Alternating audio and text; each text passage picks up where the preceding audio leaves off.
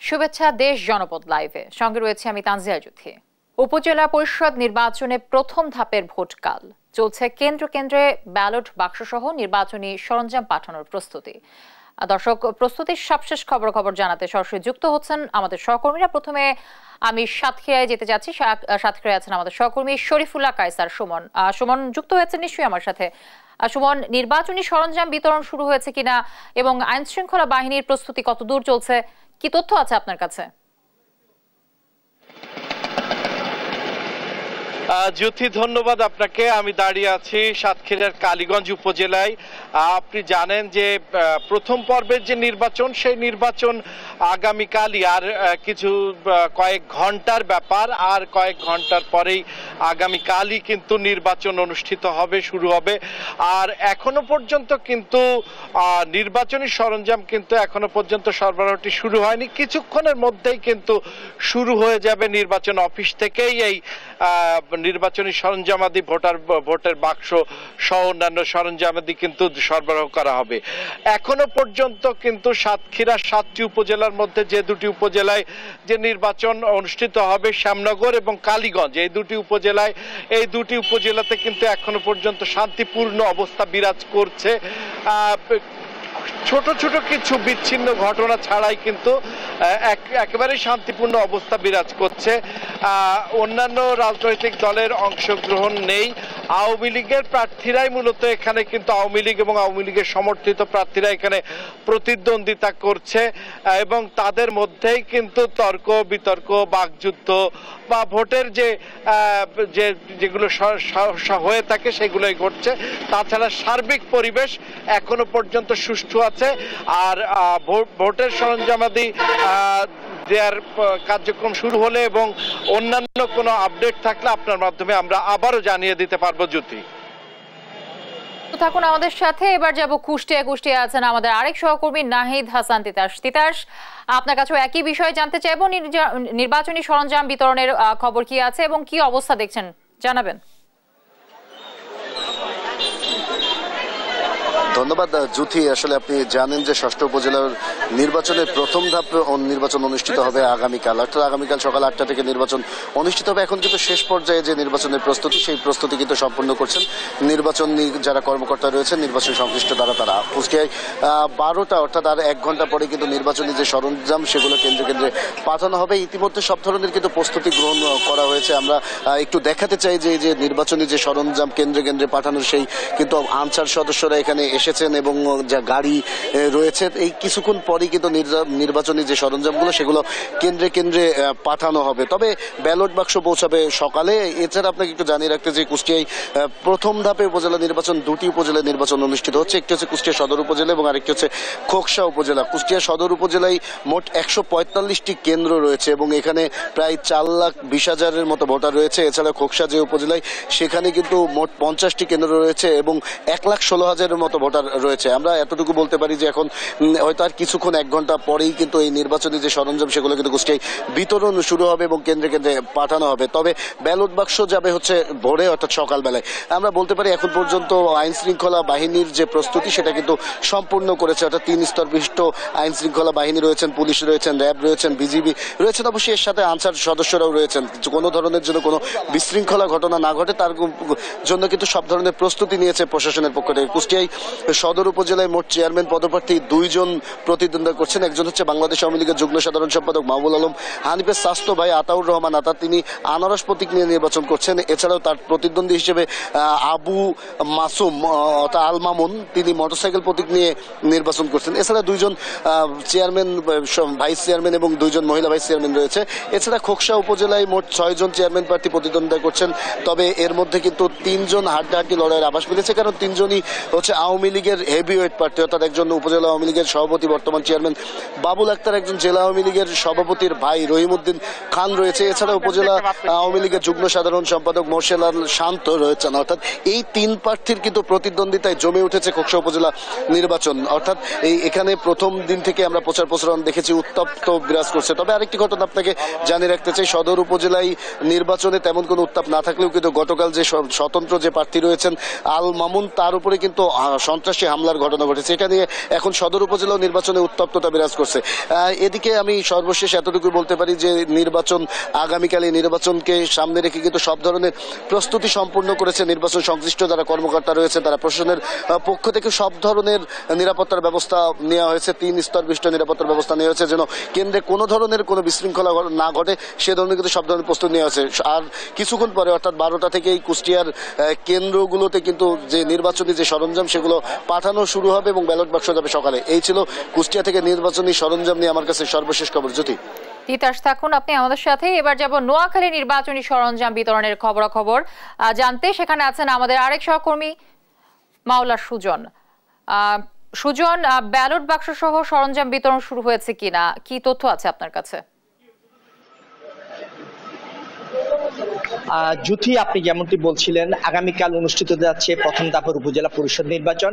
সেই নির্বাচনে নোয়াখালীতে সুবর্ণচর উপজেলা নির্বাচন অনুষ্ঠিত হতে যাচ্ছে।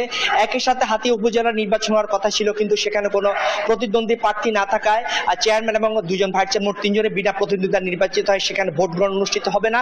তো সেক্ষেত্রে শুধু নোয়াখালীর সুবর্ণচর উপজেলায় ভোট গ্রহণ অনুষ্ঠিত হবে। তো এই ভোট গ্রহণ অনুষ্ঠিত সকাল 8টা থেকে নিরবিচ্ছিন্নভাবে বিকাল পর্যন্ত চলবে। তো আমি এখন দাঁড়িয়ে আছি নোয়াখালীর সুবর্ণচর উপজেলা পরিষদ মিলনায়তনে, যেখান থেকে ভোটের যে সরঞ্জাম দেওয়া আছে, ব্যালট বাক্স, ব্যালট পেপার, এগুলা বিলি হচ্ছে, সেখানে আমি দাঁড়িয়ে রয়েছি। তো আমি এখন এই বিষয়ে কথা বলবো উপজেলা নির্বাচন অফিসার এবং সুবর্ণচর উপজেলা পরিষদ নির্বাচনের সহকারী রিটার্নিং কর্মকর্তা নুসরাতের সাথে। আমি আপনার কাছে জানতে চাইবো যে আপনাদের প্রস্তুতি কেমন রয়েছে এবং সরঞ্জাম দিয়ে যাচ্ছে কিনা। সুবর্ণচর উপজেলা পরিষদ নির্বাচন 2024 উপলক্ষে ভোট কেন্দ্রের মালামাল এবং ব্যালট প্রেরণের জন্য আমাদের সার্বিক সকল প্রস্তুতি আমরা সম্পন্ন করেছি। আমাদের মালামাল আমরা কেন্দ্র ভিত্তিকভাবে বিভাজন করেছি এবং কিছুক্ষণের মধ্যে আমাদের মালামাল বিতরণ শুরু হয়ে যাবে।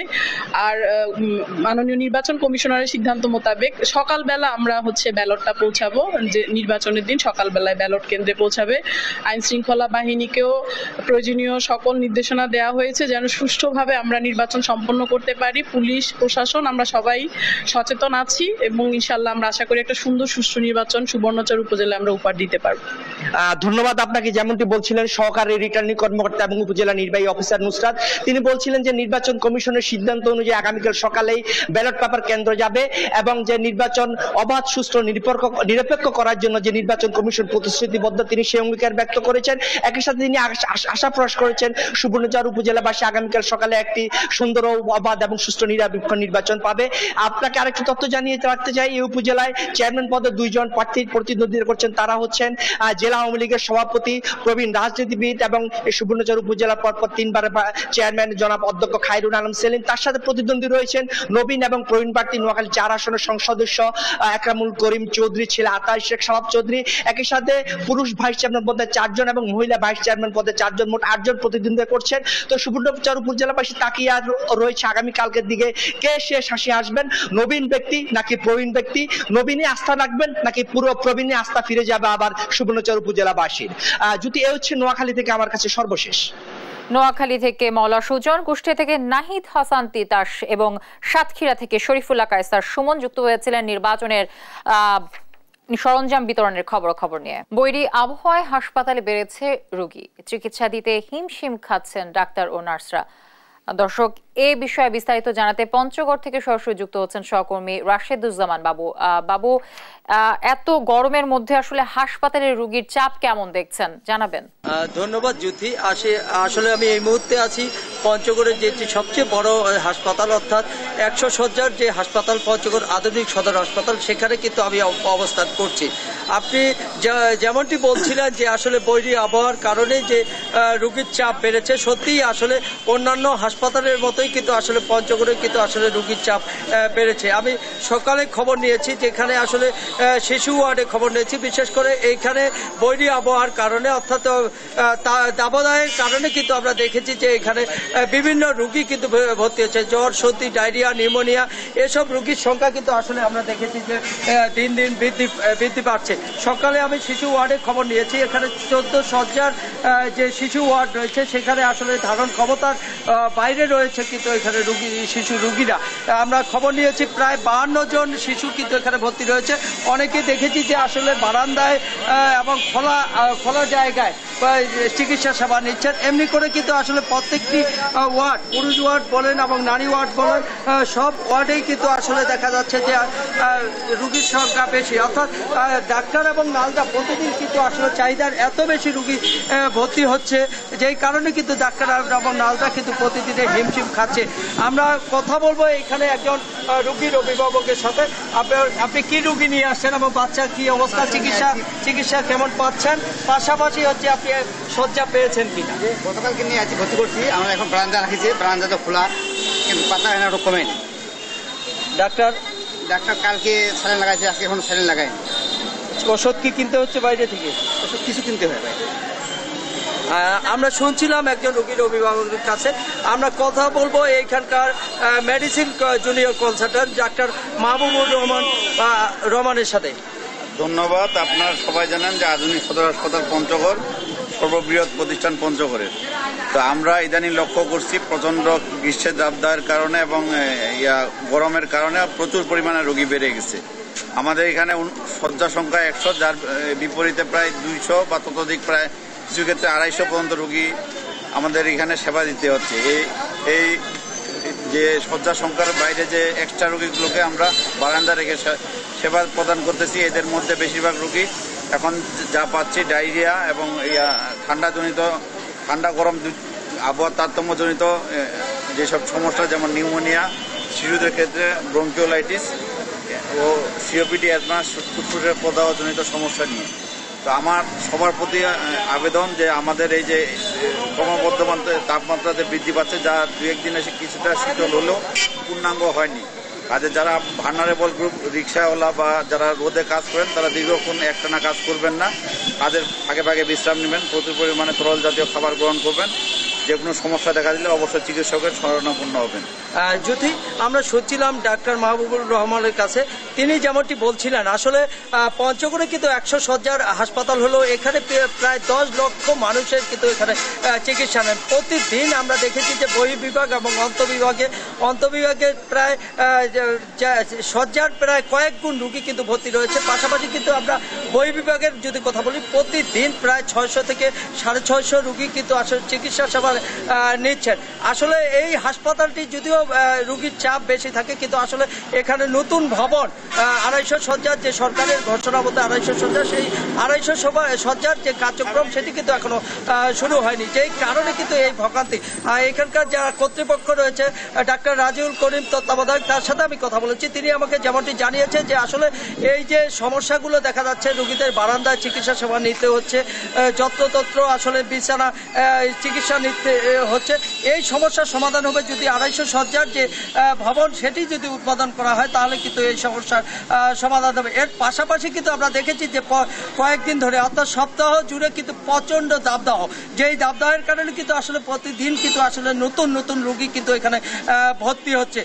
এই দাবদাহ যদি না কেটে যায় এর পাশে, তাহলে কিন্তু এই রোগীর সংখ্যা কিন্তু আরও বাড়বে বলে মনে হচ্ছে। তবে একটি সুখবর জানাই আপনাকে যে গত 2 দিন ধরে কিন্তু আসলে তাপের কিছুটা কমতি আমরা লক্ষ্য করেছি, বিশেষ করে আকাশ মেঘাচ্ছন্ন থাকছে। আজকে কিন্তু আমরা দেখেছি যে কয়েকটি স্থানে কিন্তু হালকা ধরনের বৃষ্টি কিন্তু আসলে পড়েছে, যেই কারণে কিন্তু একটি স্বস্তির আভাস কিন্তু আসলে দেখা দিচ্ছে। তবে আবহাওয়া অফিসের সাথে কথা বলেছি, আবহাওয়া অফিস আমাকে যেমনটি জানিয়েছে যে আসলে পঞ্চগড়ের আবহাওয়ার এখনো বৃষ্টি হওয়ার তেমন কোনো সম্ভাবনা দেখা দেয়নি। তবে আশা করছে যে এই সপ্তাহের মধ্যে কিন্তু আসলে ভারী থেকে মাঝারি ধরনের বৃষ্টি হওয়ার সম্ভাবনা রয়েছে বলে এরকম জানিয়েছেন তেঁতুলিয়া আবহাওয়া অফিসের ভারপ্রাপ্ত কর্মকর্তা রাসেল শাহ। অর্থাৎ আমরা এইখানে রুগীদের ডাক্তারের সাথে কথা বলেছি, রুগীদের সাথে কথা বলেছি, রুগীরা এবং ডাক্তাররা আসলে প্রতিদিন হিমশিম খাচ্ছে। কেউ হচ্ছে চিকিৎসা সেবা নিতে এসে কিন্তু আসলে বিড়ম্বনায় পড়ছে, কারণ আছে শয্যা না থাকার কারণে অনেকে খোলা জায়গায়, অর্থাৎ বারান্দায় চিকিৎসা সেবা নিতে হচ্ছে।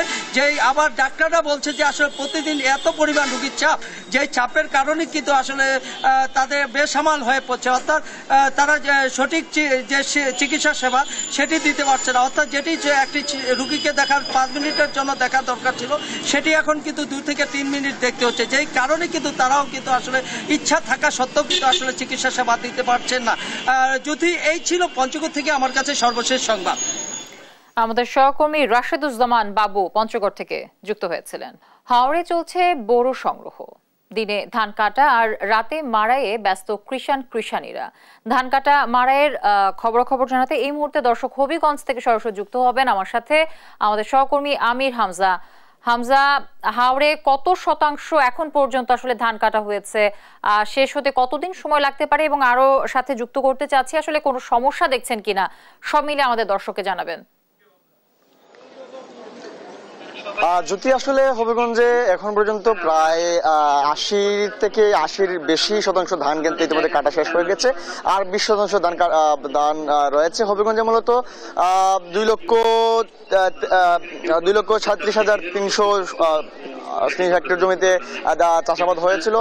দুঃখিত, 1,23,737 হেক্টর জমিতে বুড়ো চাষাবাদ হয়েছে। এর মধ্যে কিন্তু আসলে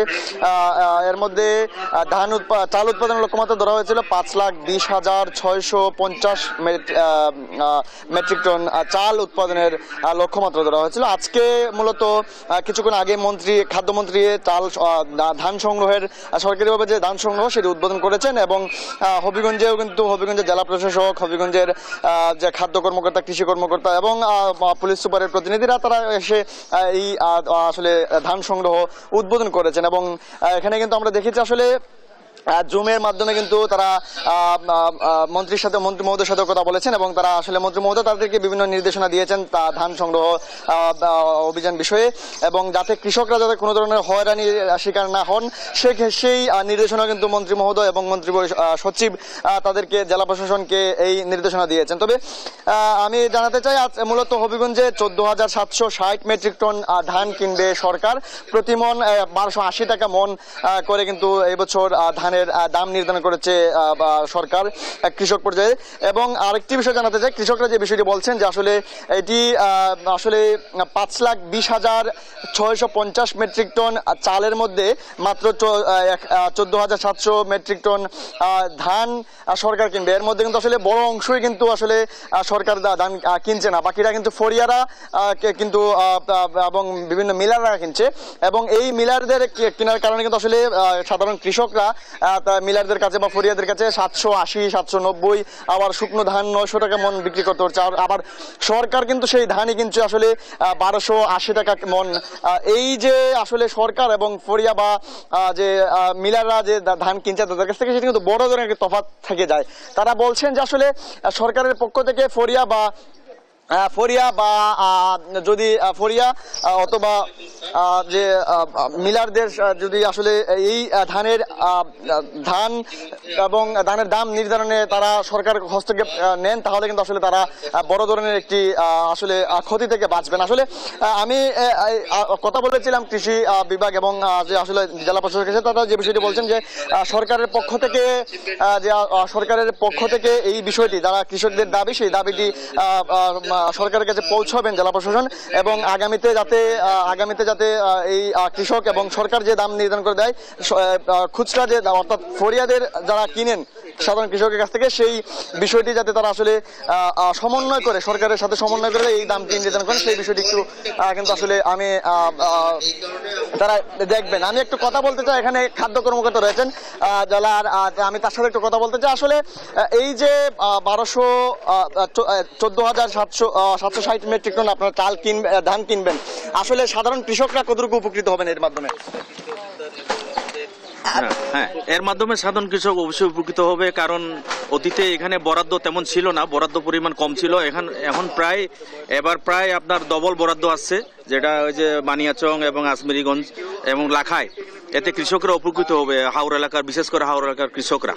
আচ্ছা, প্রতি বছরই কিন্তু আমরা একটি অভিযোগ কৃষকদের লক্ষ্য করি যে আসলে তারা সরাসরি প্রান্তিক কৃষকরা কিন্তু আপনাদেরকে ধান দিতে পারেন না, বিভিন্ন মাধ্যমে তারা দিতে হয়। এবছর কি আসলে এরকম কোনো অভিযোগ আমরা পাবো কিনা? আশা করে হবে না, যেহেতু সব উপজেলায় অ্যাপস এর মাধ্যমে কৃষকরা নিবন্ধিত হচ্ছে। এটা অ্যাপস এর মাধ্যমে হলে এটা স্বচ্ছতা আসবে, স্বচ্ছতা এবং কৃষক সরাসরি অ্যাপসে নিবন্ধিত হবে। নিবন্ধিত হওয়ার পরে তারপরে কৃষকরা মানে অনলাইনের মাধ্যমে নিবন্ধিত হয়ে কৃষকরা দিতে পারবে। এখন আর এটা হওয়ার কোনো নাই, মানে এখানে দুর্নীতি হওয়ার কোনো নাই। আসলে শুনছিলেন আসলে তিনি যে বিষয়টা বলছেন যে সাধারণ কৃষকরা এতে কিন্তু উপকৃত হবেন সরাসরি এবং কোনো ধরনের দুর্নীতির সুযোগ কিন্তু নাই, তিনি যে বিষয়টা বলছেন। তো এই ছিল আমার কাছে হবিগঞ্জ থেকে ধান সংগ্রহ উদ্বোধন এবং ধানের সবশেষ তথ্য। হবিগঞ্জ থেকে আমাদের সহকর্মী আমির হামজা যুক্ত হয়েছিলেন। কোরবানি ঈদ সামনে রেখে ব্যস্ততা বেড়েছে গরুর খামারগুলোতে। দর্শক, এ বিষয়ে বিস্তারিত জানাতে ঠাকুরগাঁও থেকে যুক্ত হচ্ছেন সহকর্মী শাকিল আহমেদ এবং ভোলা থেকে আরেক সহকর্মী ছোটন শাহ যুক্ত হবেন। আমি প্রথমে চলে যাব ঠাকুরগাঁও আছেন আমাদের সহকর্মী শাকিল। শাকিল, নিশ্চয়ই শুনতে পাচ্ছেন আমাকে? শাকিল, ঈদ সামনে রেখে কি পরিমাণ আসলে পশু প্রস্তুত হয়েছে এবং দরদাম কেমন হতে পারে, কেমন আশঙ্কা করছেন এবং কি দেখছেন আসলে সব মিলিয়ে জানাবেন। ধন্যবাদ জ্যোতি। আপনি জানেন যে কিছুদিন আগেই মুসলিম ধর্মের ঈদ উল ফিতর শেষ হলো। ঈদ উল ফিতর শেষ হওয়ার পরপরই দরজায় করা নাচ্ছে কোরবানির ঈদ। এই ঈদকে সামনে রেখে যে ঠাকুরগাঁয়ের যে খামারিগুলো রয়েছে, এই খামারিগুলো তাদের গরু মোটাতাজাকরণে ব্যস্ত সময় পার করছেন। আমরা লক্ষ্য করেছি যে দেশীয় পদ্ধতির মাধ্যমে এই খামারের গরুগুলোকে তারা তৈরি করছেন কোরবানি ঈদের জন্য। জেলা প্রাণী সম্পদ কর্মকর্তার তথ্য অনুযায়ী ঠাকুরগাঁও জেলাতে প্রায় 1000 খামার রয়েছে। এই খামারগুলোতে গরুগুলোকে তৈরি করা হচ্ছে কোরবানি ঈদের জন্য এবং সেই হিসেবে সদর উপজেলাতে গরুর খামার রয়েছে প্রায় 500 মধ্যে। তবে সবচেয়ে চিন্তার বিষয় হচ্ছে এই কোরবানি ঈদের আগ মুহূর্তে ঠাকুরগাঁয়ে খুরা রোগ এবং জ্বরের রোগ চরম আকার ধারণ করেছে। এতে করে খামারিরা খুব দুশ্চিন্তার মধ্যে রয়েছেন এবং আমরা লক্ষ্য করেছি বিভিন্ন এলাকায় গিয়ে এই খুরা রোগ এবং জ্বরের কারণে গরুগুলো কয়েকদিনের মধ্যেই মৃত্যুবরণ করছে। তারপরও চেষ্টা করছেন যে স্থানীয় প্রাণী সম্পদ বিভাগ বা তাদের মাঠ পর্যায়ে যেসব কর্মকর্তারা রয়েছেন সর্বোচ্চ চেষ্টা করছেন যে এই রোগ নিয়ন্ত্রণে আনার জন্য। এবং খামারিরা যেমনটি জানিয়েছেন যে খাদ্যদ্রব্যের ঊর্ধ্বমুখী দাম হওয়ার কারণে তাদের এবার খরচ অনেক বেশি হচ্ছে। সেই হিসেবে যদি তারা কোরবানি ঈদে তাদের গরুগুলো ভালো দামে বিক্রি করতে পারেন তাহলে তারা লাভবান হবে বলে আমাদেরকে জানিয়েছেন। আমাদের সাথে একজন খামারি রয়েছে, তার সাথে একটু কথা বলবো যে আপনাদের এই যে গরুগুলো আপনারা কেমন করে তৈরি করছেন কোরবানি ঈদের জন্য এবং আপনাদের খরচ বাড়ছে কিনা এবং লাভবান হওয়ার জন্য কতটুকু আপনারা আশাবাদী? হ্যাঁ, আমাদের খরচ বাড়ছে আর আমরা দেশীয় পদ্ধতিতে আমরা গরুগুলা তৈরি করছি। ধরেন চপর, ধানের ভুসি, খোল, তারপরে সয়াবিনের খোল, এগুলো খাওয়াই আমরা কোরবানির জন্য তৈরি করছি। আর মনে করেন যে এখন বর্তমান খাদ্যের সবকিছুর দাম বেশি। এখন কুরবানির জন্য গরুগুলা উঠাইছি। এখন কুরবানি বাজার কি হয় বলা যাচ্ছে না। যদি একটু দাম পাই তাহলে আমরা লাভবান হব, আর যদি দাম না হয় তাহলে আমরা লস খাবো। আর রোগ বর্তমান মনে করেন খুরাই, জ্বর, ঠান্ডা এগুলা বেশি। এগুলো আমরা মনে করেন যে নিয়ন্ত্রণ রাখার জন্য অনেক ওষুধপাতি খাওয়াইতেছি, মানে কুরবানি যেন সুস্থভাবে ধরতে পারি।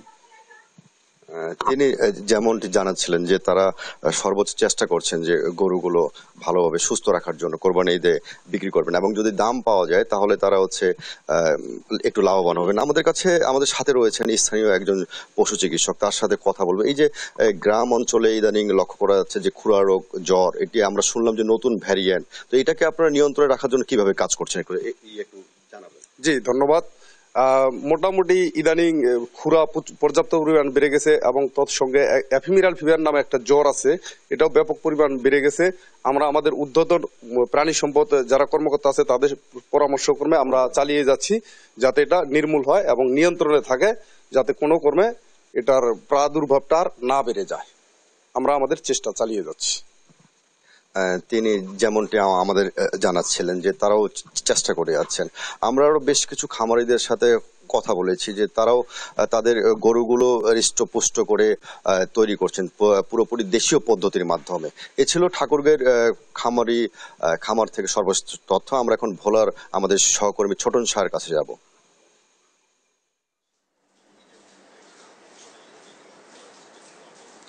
ধন্যবাদ। আপনি যেমনটি বলছিলেন ঠাকুরগাঁয়ের মতো কিন্তু একই অবস্থা দ্বীপ জেলা ভোলাতে। এখানেও কিন্তু খামারিরা ব্যস্ত সময় পার করছেন। ঈদকে সামনে রেখে তারা গরু মোটা তাজাকরণ কিন্তু তারা করছেন। দেশীয় যে সমস্ত খাদ্য রয়েছে, বিশেষ করে খৈর, কুটো, তারপরে দানাদার খাদ্য এবং ঘাস, এগুলো কিন্তু তারা নিয়মিত খাওয়াচ্ছে এবং গরু মোটা তাজাকরণ করছে। প্রাণী দপ্তর থেকে যেমনটি বলা হয়েছে আমাদেরকে, তারা বলছিলেন যে এবছর কিন্তু কোরবানিযোগ্য পশুর যে তাদের লক্ষ্যমাত্রা সেটি হচ্ছে, অর্থাৎ যে পরিমাণ যে চাহিদা রয়েছে, অর্থাৎ 85,000 গরু যে চাহিদা রয়েছে, কিন্তু সেখানে তারা কোরবানিযোগ্য গরু প্রস্তুত রেখেছেন প্রায় 92,000। এবং তারা বলছিল যে 2টি ধাপে তারা কিন্তু গরু বিক্রি করবেন। বিক্রির যে প্রস্তুতি সেটি নিয়েছেন। একটি হচ্ছে গরুর হাটগুলোতে, অর্থাৎ এবছর 103টি কিন্তু হাট বসানোর সিদ্ধান্ত নেওয়া হয়েছে এবং একই সাথে কিন্তু অনলাইনেও কিন্তু 4,000-এর অধিক গরু বিক্রির যে লক্ষ্যমাত্রা সেটি কিন্তু তারা নির্ধারণ করেছে। আমরা একজন খামারির সাথে কথা বলবো এবং তার কাছে জানতে চাইবো যে আপনাদের কোরবানি ঈদকে সামনে রেখে গরু যে প্রস্তুতি করেছেন তার প্রস্তুতি কেমন এবং আপনারা লাভবানের আশাবাদী কিনা? আমরা কোরবানিকে সামনে রেখে যে গরু উঠাইছি, আল্লাহ এগুলারে মানে মোটা তাজা করার জন্য খাওয়ানগুলা দিতে আসি। আপনার খোল, ভুসি, দানাদার খাবার, ন্যাচারাল ঘাস, কুটা, এগুলা খাওয়াইতে আসি আল্লাহ। এখন আল্লাহ ঈদে যদি বাজার ভালো হয় তাহলে আমরা লাভবানের চিন্তাধারা করতেছি, আল্লাহ আশা করা যায়। আর যদি ইন্ডিয়ান গরু আসে তাহলে তো অনেক সময় দাম কমে যায়, তাহলে তো আমার খামারিরা লসে পড়া যায়। এটা উপরের আল্লাহর ইচ্ছা যেটা হয় আর কি, এইভাবে আমরা আশা করি। ধন্যবাদ আপনাকে। আপনি যেমনটি শুনছিলেন যে আসলে খামারিরা কিন্তু আশাবাদী বেশি লাভ পাবেন, যদিও এবছর কিন্তু পশু খাদ্যের দাম অনেকটা বৃদ্ধির দিকে। তারপরে তারা আশা করছেন গরুর দাম বৃদ্ধি পেলে তারা লাভবান হবেন। একই সাথে তারা আশঙ্কাও করছেন যে যদি ভারতীয় গরু যদি বাজারে থাকে সেক্ষেত্রে তাদের দরদাম অনেকটা কমে যাবে। তো একই সাথে প্রাণী দপ্তর বলেছে যে তারা প্রতিটি হাটে কিন্তু তারা এবার ভেটেরিনারি টিম বসাবে, যাতে রোগাক্রান্ত গরু এবং কেমিক্যাল যুক্ত খাইয়ে যাতে গরু মোটাজাতকরণ না করে সেই ব্যাপারেও কিন্তু তারা মনিটরিং করছে। তো এ ছিল আমার কাছে ভোলাতে যে ঈদকে সামনে রেখে গরু পরিচর্যায় ব্যস্ত সময় পার করছেন খামারিরা, তা নিয়ে সর্বশেষ তথ্য। ফিরে যাচ্ছি স্টুডিওতে তানজিয়া জুথির কাছে। জুথি, ধন্যবাদ। জেলা ভোলা থেকে যুক্ত ছিলেন ছোটন শাহ এবং ঠাকুরগাঁ থেকে শাকিল আহমেদ যুক্ত ছিলেন আমার সাথে। আর এই ছিল এখনকার দেশ জনপদ লাইভে। আমাদের পরে বুলেটিন দেখার আমন্ত্রণ রইল। এছাড়া দেশ টিভির সর্বশেষ সব খবর পেতে ভিজিট করুন www.desh.tv। ফেসবুকে আমাদের সঙ্গে যুক্ত থাকুন দেশ টিভি অথবা দেশ টেলিভিশন পেজে। এছাড়া সর্বশেষ সব ভিডিও পেতে ইউটিউবে আমাদের হ্যান্ডেল @দেশ টেলিভিশন অথবা @দেশ টিভি নিউজ লিখে সার্চ করুন। ধন্যবাদ সবাইকে সাথে থাকার জন্য।